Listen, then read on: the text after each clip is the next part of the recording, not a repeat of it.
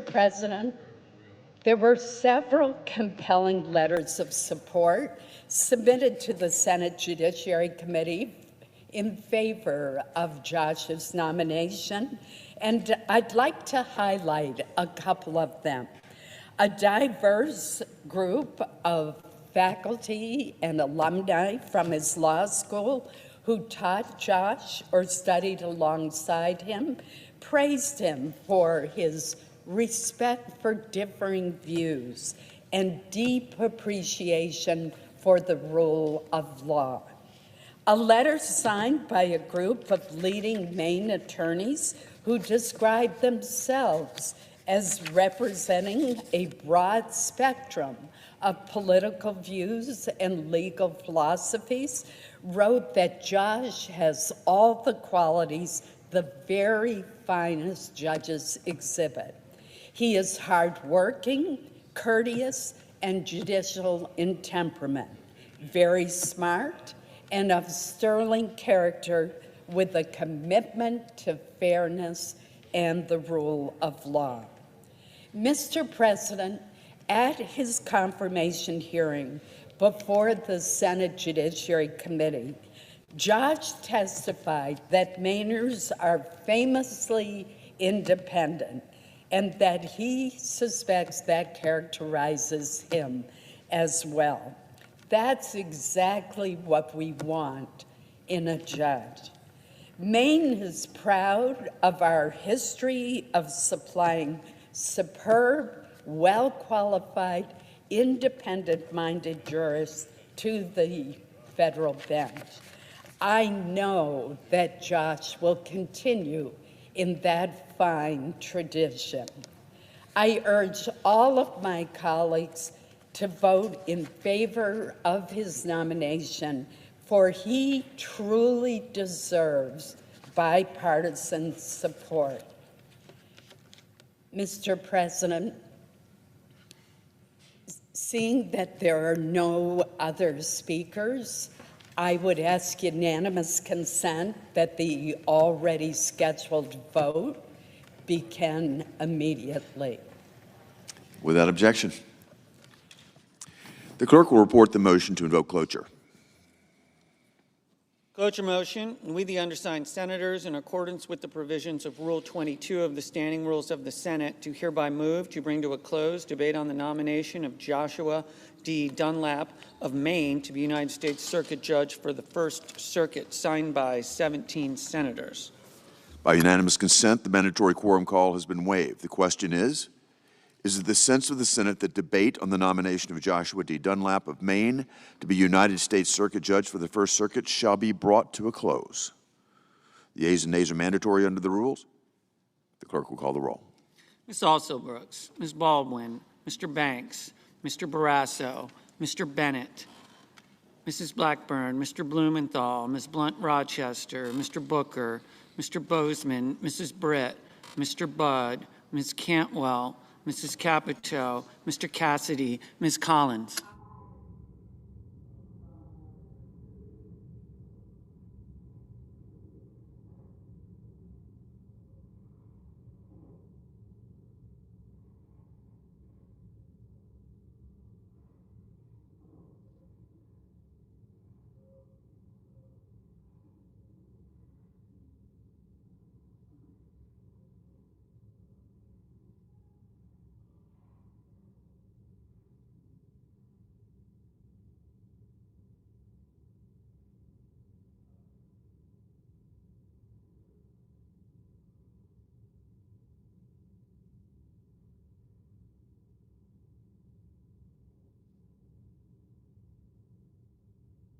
Mr. Coons, Mr. Cornyn, Ms. Cortez Masto,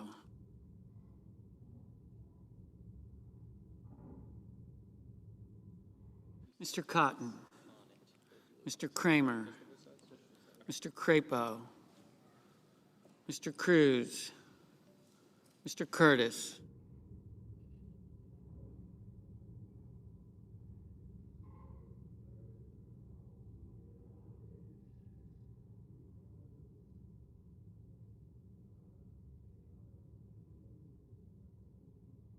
Mr. Daines,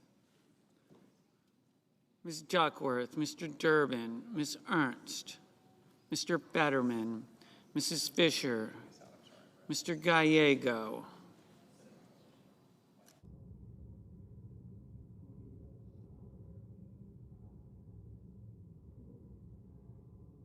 Mrs. Gillibrand, Mr. Graham, Mr. Grassley, Mr. Haggerty, Haggerty's aye.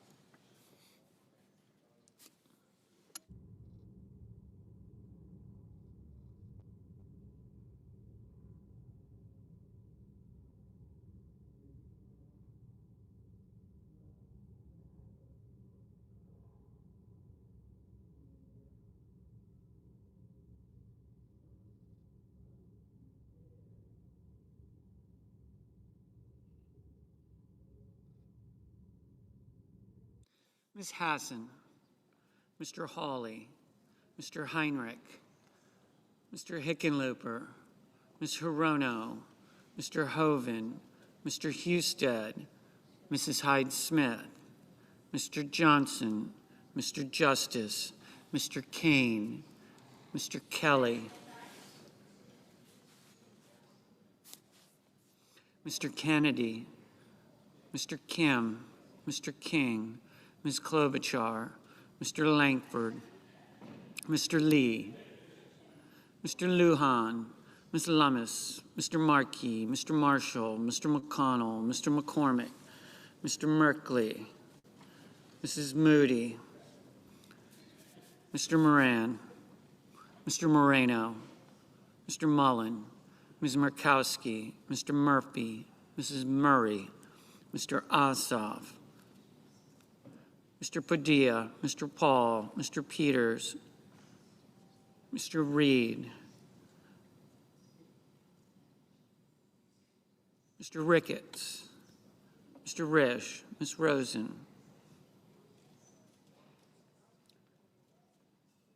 Mr. Rounds, Mr. Sanders, Mr. Schatz, Mr. Schiff, Mr. Schmidt, Mr. Schumer, Mr. Scott of Florida, Mr. Scott of South Carolina, Mrs. Shaheen, Mr. Sheehy, Ms. Slotkin, Ms. Smith, Mr. Sullivan, Mr. Thune, Mr. Tillis, Mr. Tuberville, Mr. Van Hollen, Mr. Warner, Mr. Warnock, Ms. Warren, Mr. Welch, Mr. Whitehouse, Mr. Wicker, Mr. Wyden, Mr. Young.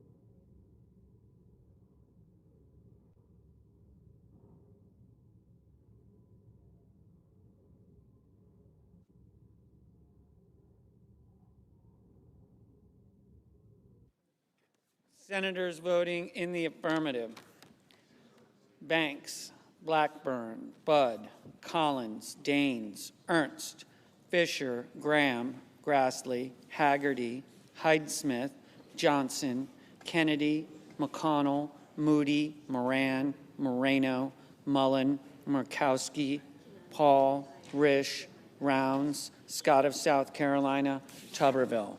Mr. Cornyn, aye. Mr. Justice, aye. Mr. Hawley, aye. Senators voting in the negative: Bennett, Fetterman, Markey, Reed, Shaheen, Welch, Wyden. Mr. Sheehy, aye.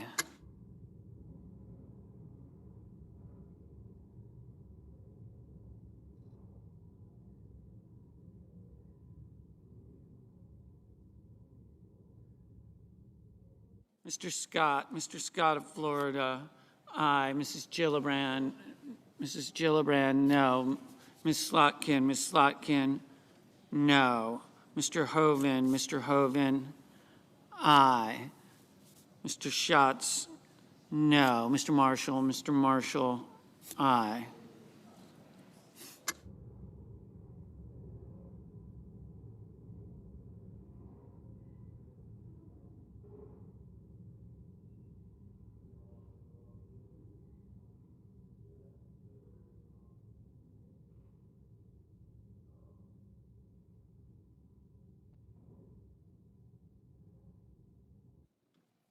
Mrs. Brett, aye.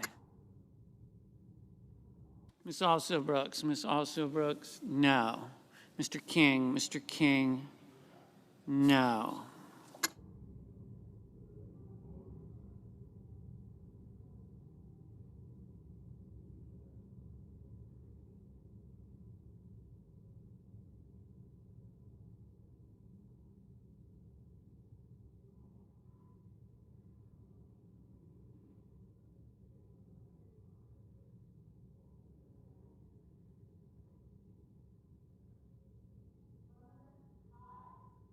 Ms. Lummis, aye.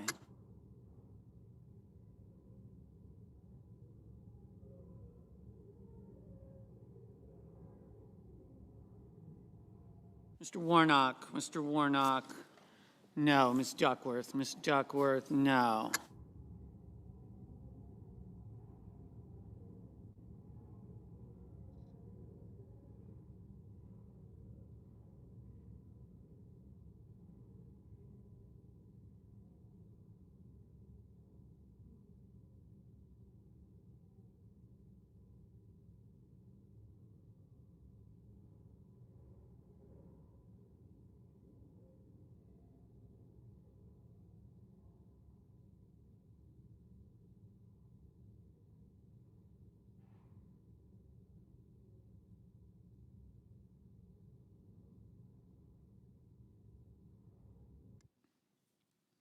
Mr. Husted, aye.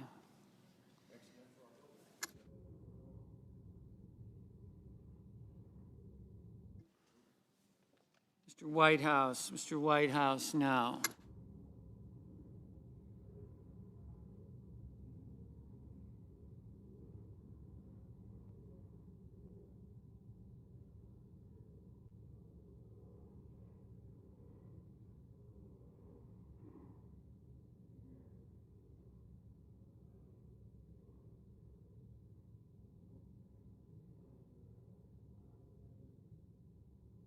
Ms. Hirono, no.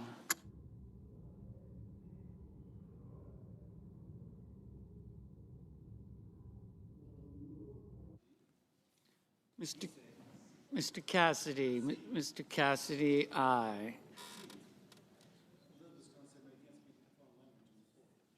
Mr. Cotton, aye.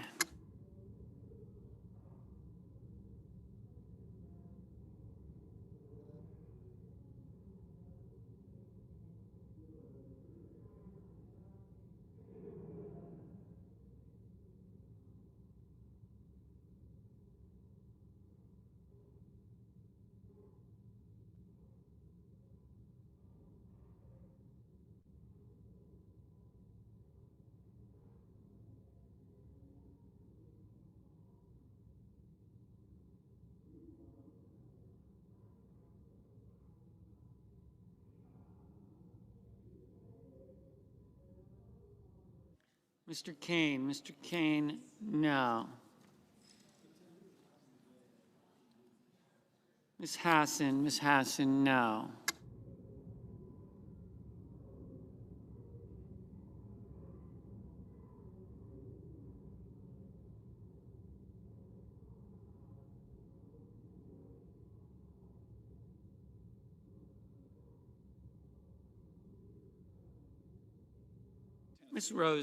Ms. Rosen, no.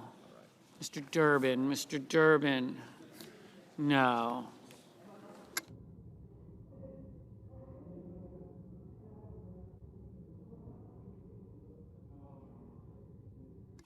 Mr. Barrasso, aye. Mr. Crapo, aye. Mr. Young, aye.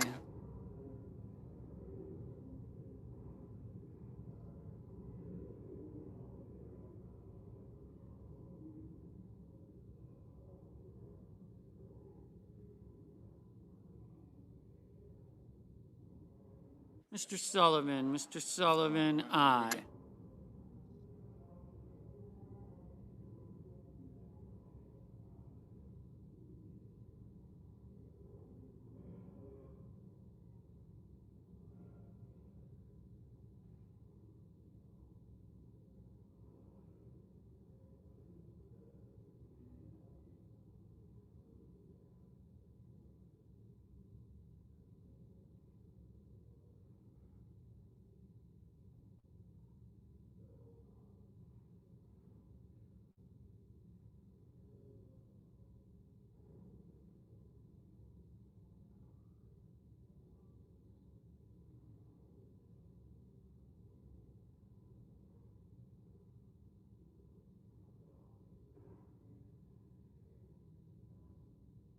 Mr. Warner, no. Mr. Bozeman, aye.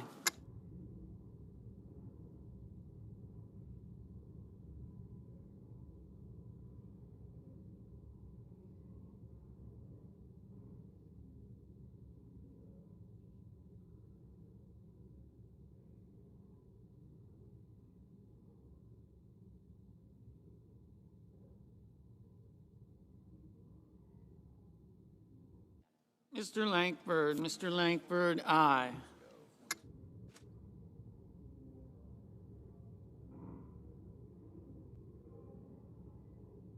Ms. Warren, no. Mr. Blumenthal, no. Mr. Lujan, no.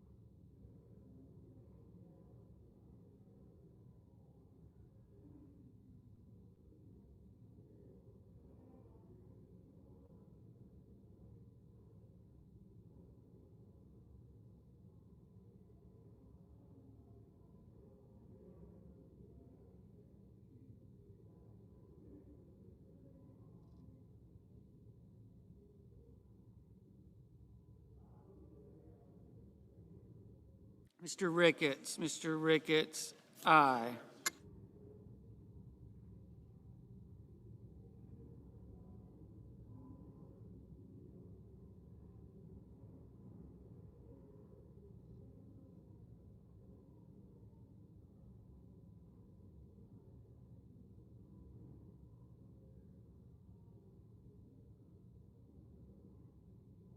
Mr. Tillis, aye.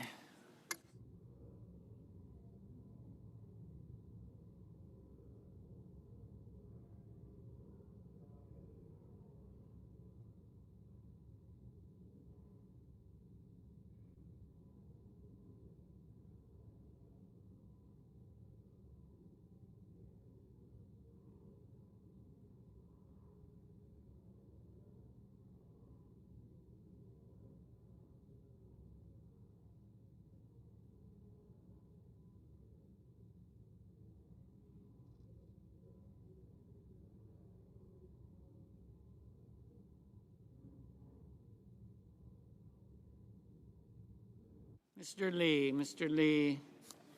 aye.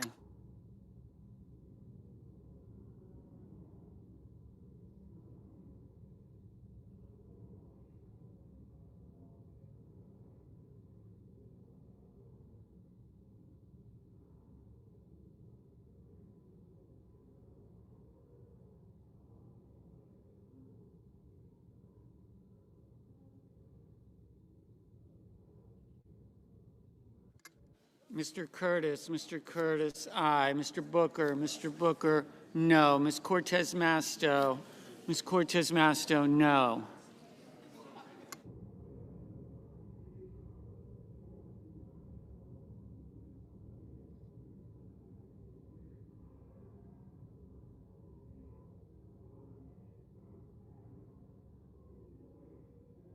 Mr. Schiff, no. Mr. Heinrich, no.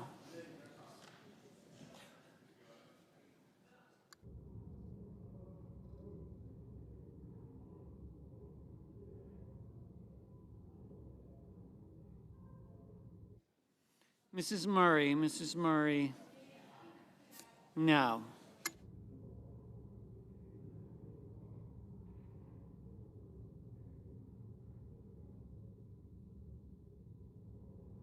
Mr. Ossoff, no.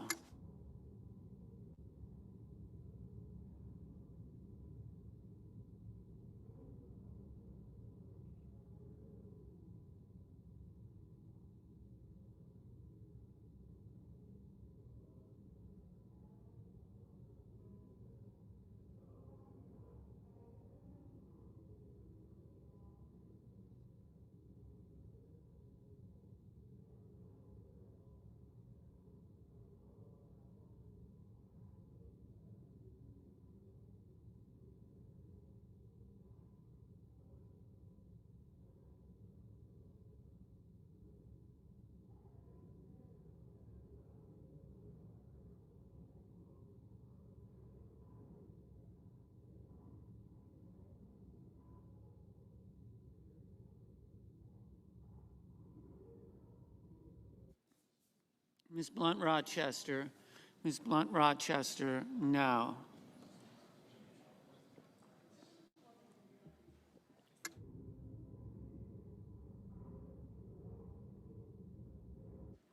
Mr. Van Hollen, no.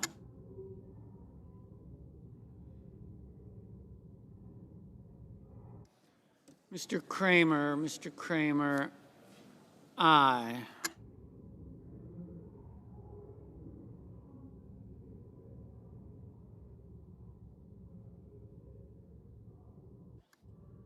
Mr. Hickenlooper, no. Ms. Baldwin, no. Mr. McCormick, aye. Mrs. Capito, aye.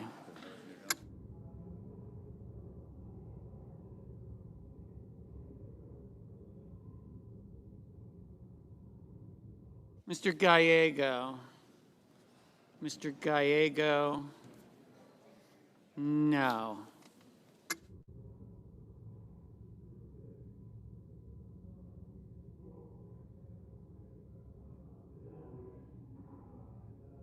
Ms.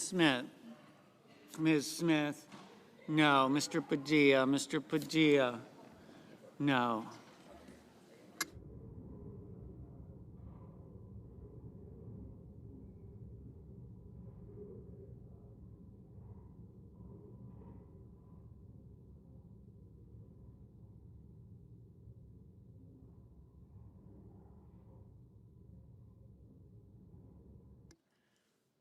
Mr.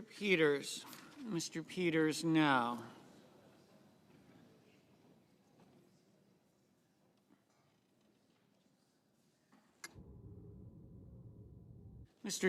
Mr. Thune, aye.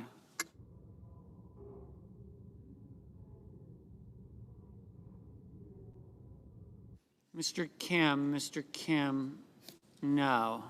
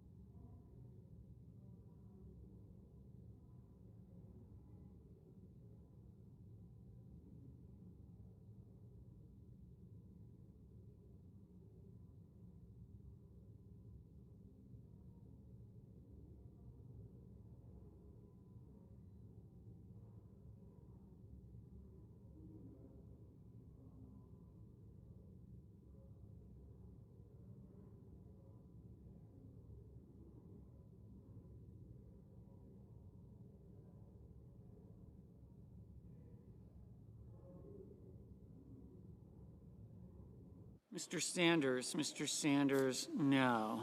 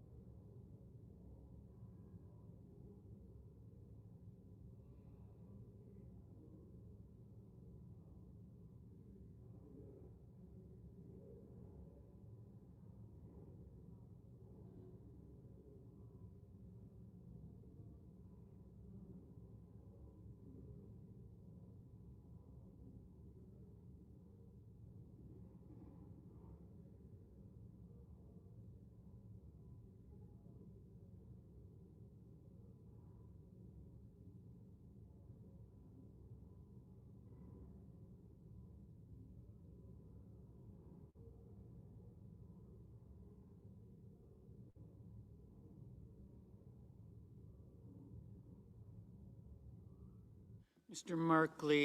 Merkley, no.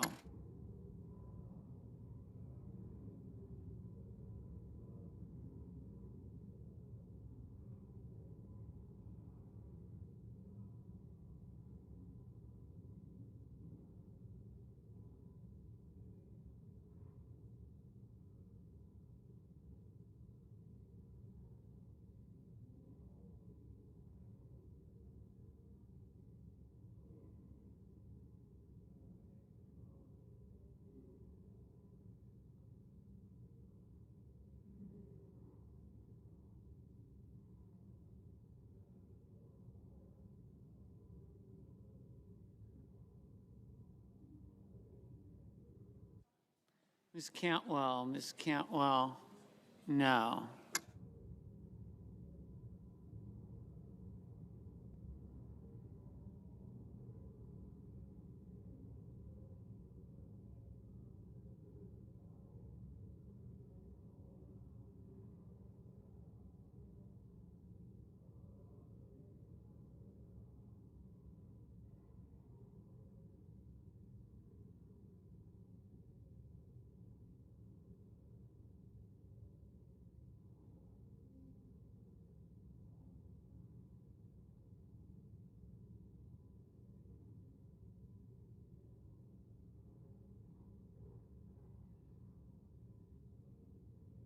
Mr. Coons,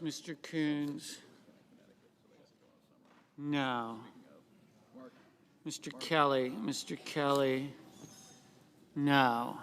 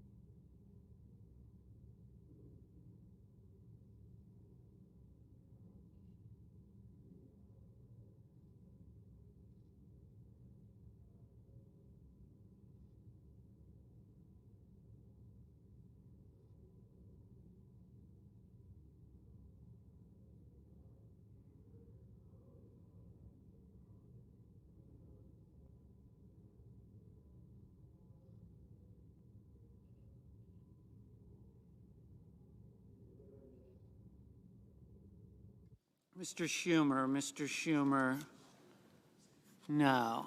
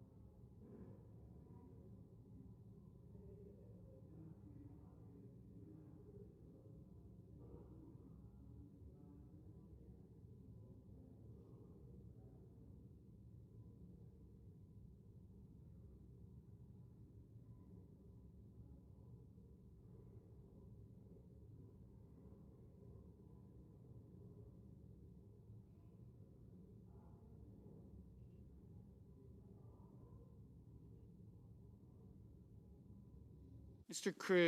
Cruz, aye.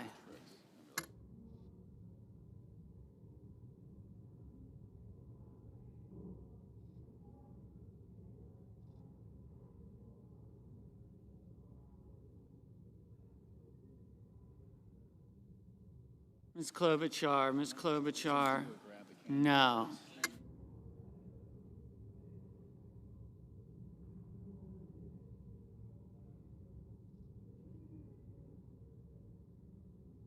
Mr. Murphy, no.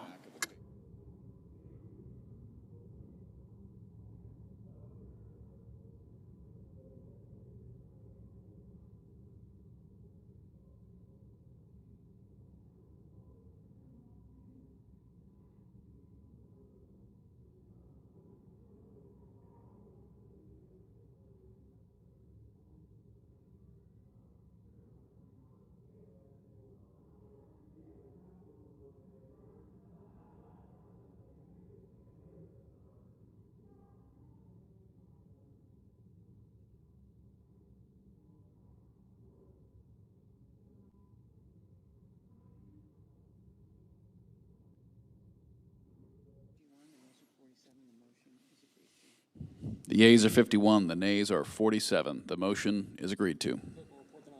The clerk will report the nomination. Nomination, the judiciary, Joshua D. Dunlap of Maine to be United States Circuit Judge for the First Circuit. President. Senator from Tennessee.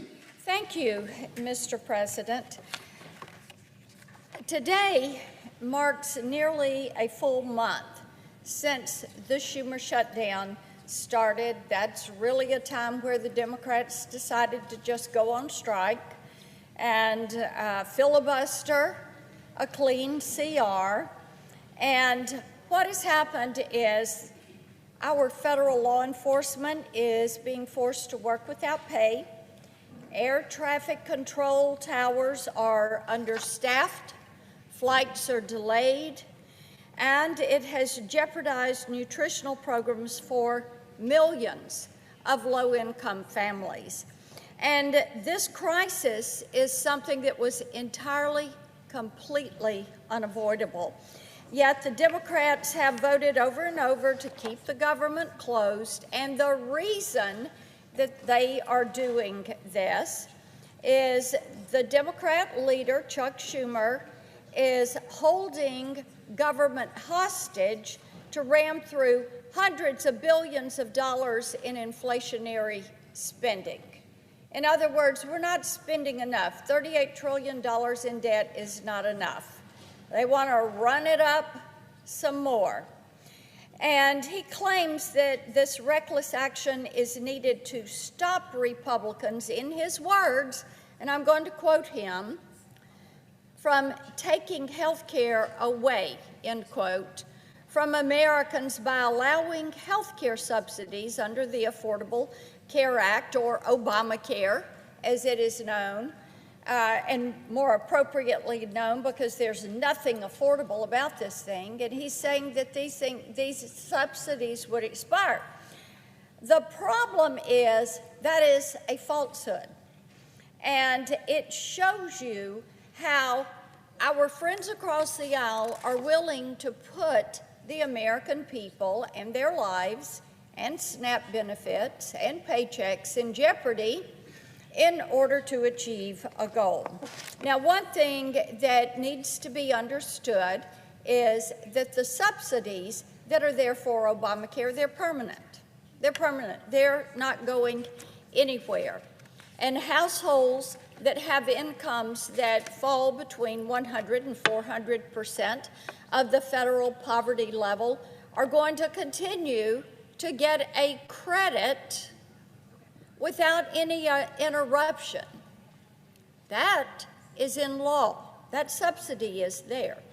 And this year, the upper limit for these Obamacare subsidies was an income limit of $128,600 for a family of four. For the lowest income individuals, insurance premiums can never exceed 2% of the total household income. Now, that is something that is federal law.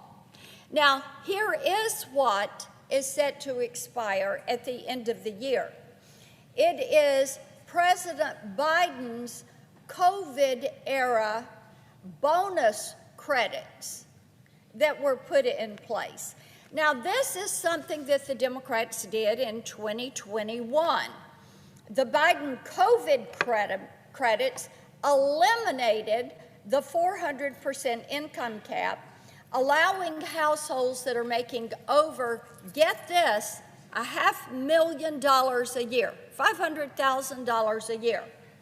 They could benefit from this subsidy program. So let's say you were buying health insurance on the Obamacare exchange and you were making over $500,000 a year, you too could get a taxpayer-funded insurance subsidy for Obamacare. Now, bear in mind, the subsidy does not go to the individual. The subsidy goes directly to the insurance company. Now, my friends across the aisle choose to rant and rail against insurance companies. But you know what? They're enriching them every day. And, Mr. President, they want to enrich them even more because now that these emergency subsidies are set to expire more than 5 years after the start of the pandemic, the Democrats are fighting to make these enhanced Biden COVID credit bonuses, they want to make them permanent. This would cost U.S. taxpayers $450 billion hard-earned dollars every single year. Now, the reason behind this madness is really quite simple. Our friends across the aisle want to bring America one step closer to government-run health care. You know, Mr. President, when we were having all the debates about Obamacare, they kept saying, all right, we'll settle for Obamacare because that's a step toward government-run health care. That's one step toward a single-payer system. That's one step toward socialized medicine. That's what they want. It would be like Medicaid for all or the VA for all. They want control of your doctor, your health insurance, the kind of care you can get, where you're going to get it, when you're going to get it. Think the VA. Think Medicaid, because that is what they want. Now, our debt, as I said, is at $38 trillion. And so what they are trying to do to fund this program that is rife with waste and fraud is unbelievable. Now, the reality is the lowest cost plan in 2026, the average marketplace premium after tax credits is projected to be $50 a month, $20 less than the average monthly premium in 2020. But we can't ignore the wasteful spending that exists within Obamacare. According to one estimate, there are 6.4 million people improperly reporting their income to benefit from fully funded plans under Obamacare, thanks to the Biden COVID credits. Remember, I said there are some people, because of the Biden COVID credits, that have $0 premiums. So the estimate is 6.4 million people improperly report their income in order to get that zero premium. And this abuse is costing the taxpayers $27 billion in 2025 alone.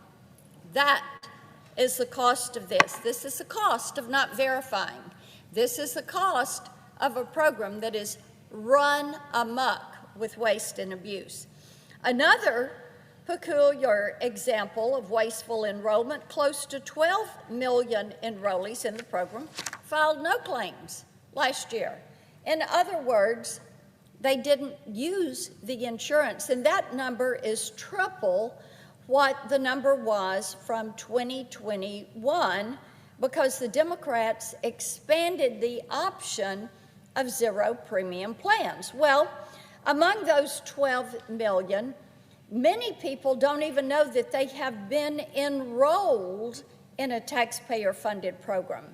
And others may have separate health insurance coverage that they have chosen to use, and taxpayers sent money directly to the insurers on their behalf. This is because an insurance agent, as long as he has name, address, and contact info, he can enroll you in this and get that commission. Think about that. You don't even know you're in the program. You've got an insurance agent that has name, address, phone number, contact information, and all of a sudden they have enrolled you.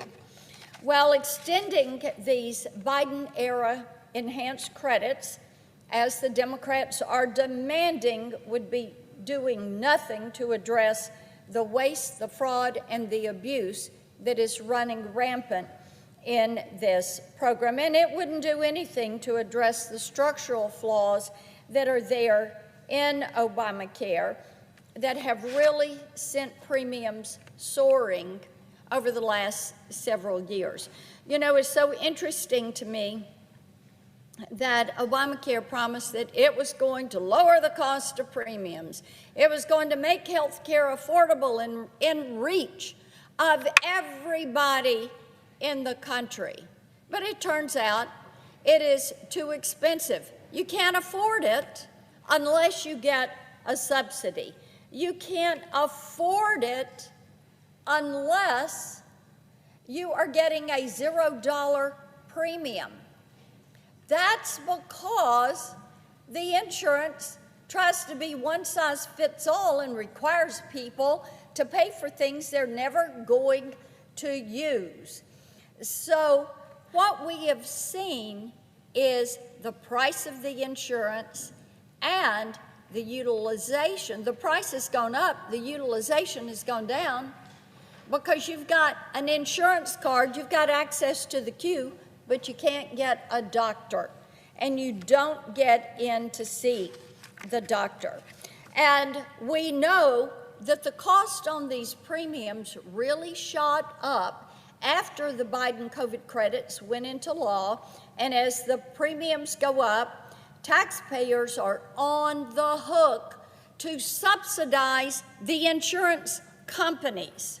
Remember, the payment goes to them, not to the individual. It goes directly to the insurance company. The agent can enroll you even if you don't know you're enrolled, because they've got your name, address, phone number, contact information. Republicans have already started to address the root causes of this escalation. We've secured measures in the big, beautiful bill that prevent illegal aliens from receiving subsidies under Obamacare. We prevent them from getting Medicaid services also. It also requires individuals who misstate their income to repay the excess subsidy that they got. That seems fair. If you lied about it on your form and it shows up when it's verified, you're not going to get off with a slap on the hand. You got to repay.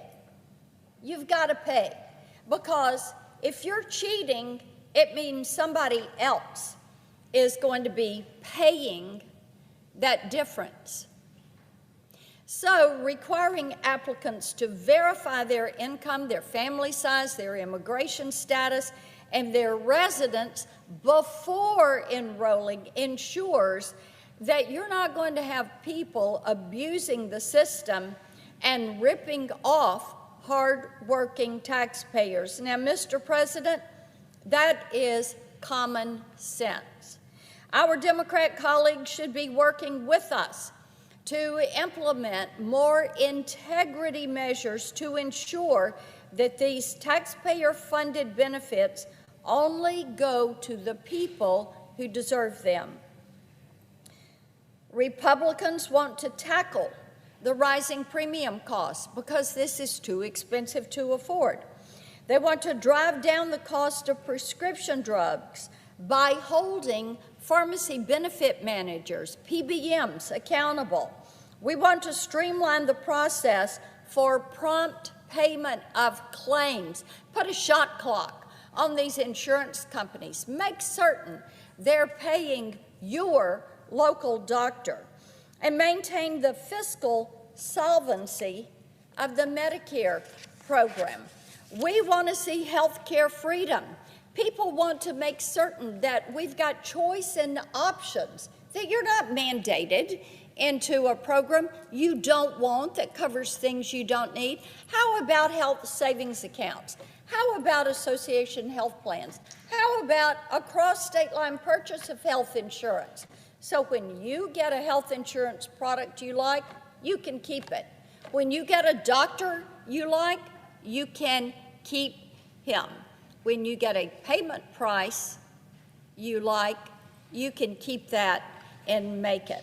Well, we would love to be addressing these issues, but our Democrat colleagues have decided they want to keep going with a government shutdown and hold the government hostage so they can appease their left-wing base. It's time for them to end the theatrics and come to the table and get back to work.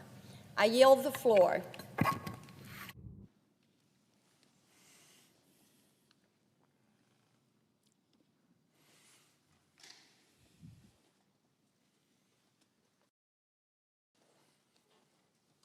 President. Senator from Iowa. Mr. President, I ask unanimous consent to use a prop during my remarks. Without objection. Thank you, Mr. President.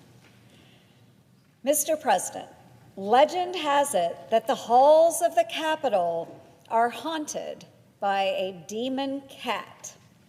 If you look closely, paw prints left behind by this stray spirit can be spotted outside the entrance of the old Supreme Court chamber. From poltergeists to apparitions of Abraham Lincoln and other dead presidents, Washington has a long history of ghost stories. The city itself was transformed into a ghost town when government workers disappeared from their desks as a result of President Biden's lax telework policies. For years, most agency headquarters were left with just a skeleton crew. Even after the bureaucrats were called back to work by President Trump, before being furloughed by the government shutdown, the buildings remained largely empty. Thousands of other government buildings are completely vacant.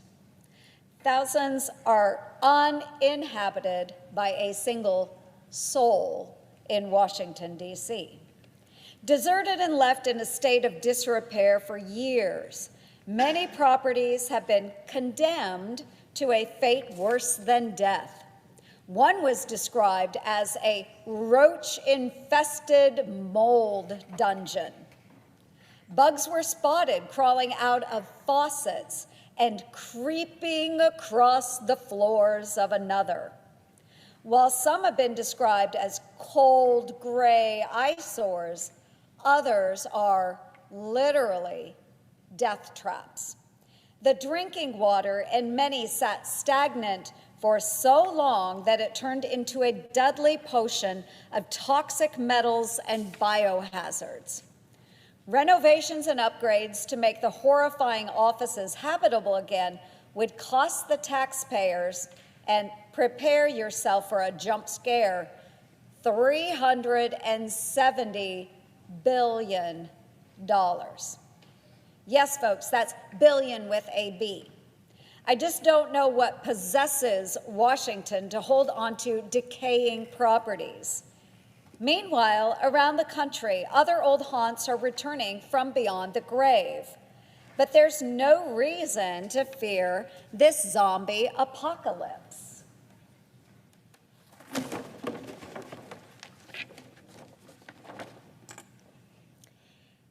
It's that time of year when boarded up businesses come back to life as Spirit Halloween stores. It's almost spooky how fast these Halloween stores pop up, transforming the remains of abandoned buildings into a billion-dollar business. Spirit Halloween's successful body-snatching business model scares up a great idea for reviving the government's graveyard of lifeless real estate. Let's sell off these haunted houses to businesses who can breathe new life into them.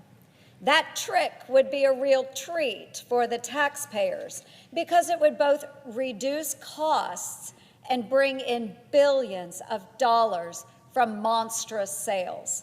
It's an idea only a zombie wouldn't like, since it's such a no-brainer.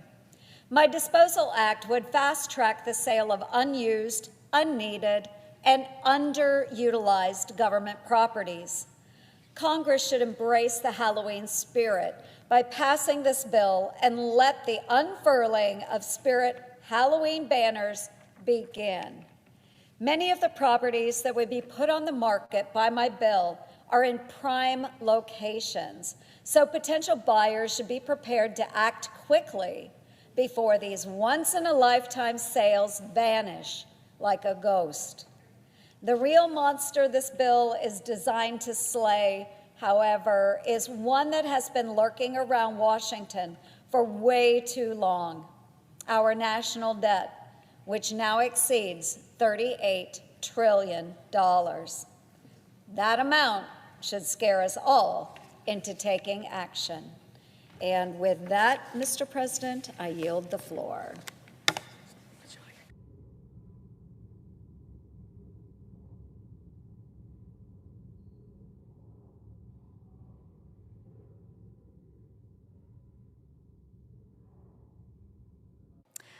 I would note the absence of a quorum. Clerk, call the roll. Ms. Alsobrooks.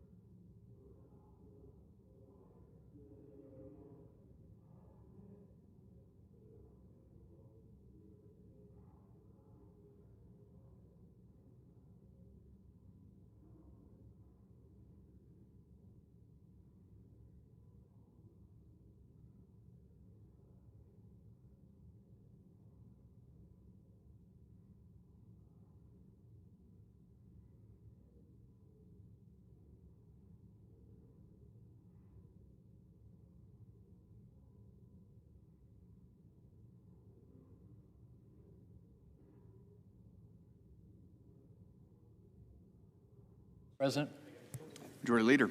Mr. President, I ask unanimous consent the quorum call be suspended. Without objection. And I ask unanimous consent that the post-cloture time with respect to the Dunlop nomination be expired and the Senate vote on confirmation of the nomination notwithstanding Rule 22 at a time to be determined by the Majority Leader in consultation with Democratic Leader no earlier than Tuesday, November the 4th. Further, if cloture is invoked on the tongue nomination, that all post-cloture time be expired and the Senate vote on confirmation of the nomination notwithstanding Rule 22 at a time to be determined by the Majority Leader in consultation with the Democratic Leader no earlier than Wednesday, November the 5th. Finally, confirm the motion to reconsider be considered made and laid upon the table and the President be immediately notified of the Senate's action. Without objection. Mr. President, I move to proceed to legislative session. Question is on the motion. All those in favor say aye. Aye. Opposed, no. Ayes appear to have it. Ayes do have it. Motion's agreed to. Mr. President, I move to proceed to executive session and consider executive calendar number 371. Questions on the motion? All those in favor say aye. Aye. Opposed, no. Ayes appear to have it. Ayes do have it. Motion's agreed to. The clerk will report the nomination. Nomination, the judiciary, Eric Chun-Yi Tung of California to be United States Circuit Judge for the Ninth Circuit. Mr. President, I send a cloture motion to the desk. The clerk will report. Cloture motion, we, the undersigned senators, in accordance with the provisions of Rule 22 of the Standing Rules of the Senate, do hereby move to bring to a close debate on the nomination of Eric Chun-Yi Tung of California to be United States Circuit Judge for the Ninth Circuit, signed by 17 senators as follows. Mr. President, I ask consent to reading the names be waived. Without objection. And I move to proceed to legislative session. Question on the motion? All those in favor say aye. Aye. Opposed, no. Ayes appear to have it. Ayes do have it. Motion's agreed to. Mr. President, I send a cloture motion to the desk. The clerk will report. Cloture motion, we, the undersigned senators, in accordance with the provisions of Rule 22 of the Standing Rules of the Senate, do hereby move to bring to a close debate on the motion to proceed to Calendar 168, H.R. 5371, an act making continuing appropriations and extensions for fiscal year 2026 and for other purposes, signed by 17 senators as follows. President, I ask consent that reading the names be waived. Without objection. And I ask unanimous consent that the Senate be in a period of morning business with senators permitted to speak therein for up to 10 minutes each. Without objection. Mr. President, I ask unanimous consent that the Senate proceed to executive session and consider the following nominations in block. Calendar number 451, 490, 492 through 495, 496, with the exception of Lieutenant General Christopher O. Mohan, calendar number 497 through calendar number 502, and calendar number 504 through calendar number 508. All nominations on the Secretary's desk with the exception of PN 89. And the nominations be confirmed in block. The motions to reconsider be considered made laid upon the table with no intervening action or debate, that no further motions be in order or any of the nominations, that the President be notified of the Senate's action immediately, and the Senate then resume legislative session. Without objection. Mr. President, I ask unanimous consent that the Armed Services Committee be discharged for further consideration of S3002 and the bill referred to the Appropriations Committee. Without objection. Mr. President, I ask unanimous consent that the Senate now proceed to the in-block consideration of the following resolutions which are at the desk, SRS 478 and SRS 479. Is there an objection to proceeding on block? Without objection, the Senate will proceed on block. Without objection, the Senate will proceed on block. Mr. President, I ask unanimous consent that the resolutions be agreed to, the preambles be agreed to, and the motion to reconsider be considered made and laid upon the table, all in block. Without objection. Mr. President, I have two requests for committees to meet during today's session of the Senate. They have the approval of the majority and minority leaders. Duly noted. Mr. President, I ask unanimous consent that when the Senate completes its business today, it stand adjourned until 3 p.m. on Monday, November the 3rd, that following the prayer and pledge, the general proceedings be approved today at the morning hour be deemed expired, the time for the two leaders be reserved for their use later in the day, and the Senate be in a period of morning business with senators permitted to speak therein for up to 10 minutes each. Finally, that the cloture motion with respect to the tongue nomination ripen at 5:30 p.m. Is there an objection? Is there an objection? Is there any right to object? Senator from Nevada. Senator from Nevada. Reserving the right to object. This is truly outrageous. After doing absolutely nothing all year to prevent a massive spike in health care costs, Senate Republicans now want to go home for yet another weekend and do nothing, just like the House Republicans have been doing for the past month, while families find out how much their health care costs are going up for the next year. Senate Republicans are just acting as if it's business as usual. Well, I'm here to tell you why it's not business as usual. This Saturday, the day after tomorrow, is November 1st, the beginning of open enrollment for families who buy their health care through the Affordable Care Act marketplace. Many hardworking families rely on the ACA's enhanced premium tax credits just to be able to afford their health care policy. But But unfortunately, they will expire this year and must be extended to keep health care costs from rising for everyone. It's not a handout, not welfare. It's tax cuts that help lower the cost of health care for families in all of our states. And without these, health care costs are going to go up for everyone, and many will be priced out of care. I implore my colleagues on the other side of the aisle to see reason, to understand that this is not a partisan issue. Americans, well, all of us, are one medical diagnosis away from catastrophe. Strokes, cancer, heart attacks, don't care if you're Democrat or Republican. It's why we need to make sure all of our constituents are able to afford a health care policy. It's not unreasonable. But if an appeal to humanity doesn't work, maybe an appeal to your political instincts will. 6 of the 10 states that have the most amount of people receiving the enhanced premium tax credits are states with 2 Republican senators, including Florida, which is at the top of the list, Texas, North Carolina, Tennessee, South Carolina, and Ohio. So this isn't just good policy. It's critical for your own constituents. Isn't that why we were all elected? Not to go have gold-plated dinners at the White House to celebrate not taking action on Americans' health care, protecting Americans' health care. We were elected to help families, to stand up for them and make sure that they could thrive and reach the American dream. And it's about damn time we remembered all of that. So no, we should not act like this is business as usual. We should work to find a path forward that protects health care access. And if that means we need to be here all weekend, so be it. And if you disagree, I want you to be on the record saying you want to go home for the weekend right as families are confronted with higher health care costs. And so everybody here knows me. I'm usually pretty mild-mannered. I'm willing to work with anyone. And I remain willing to work with my colleagues on both sides of the aisle to prevent health care costs from going up in the future. But I'm fed up. The dysfunction in this place is going to have real consequences when people lose their health care coverage. And I'm done. I'm just done. We need to figure this out, work in a bipartisan way, not next week, but right now.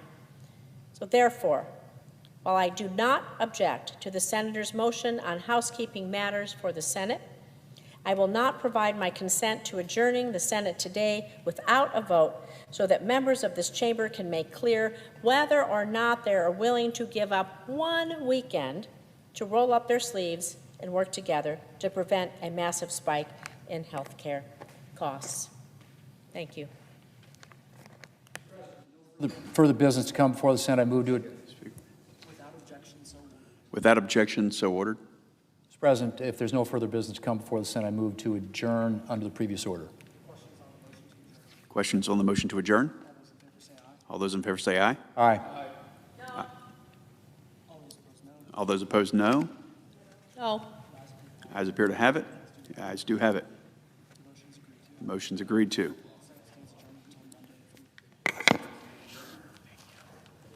Until 3 p.m. on Monday.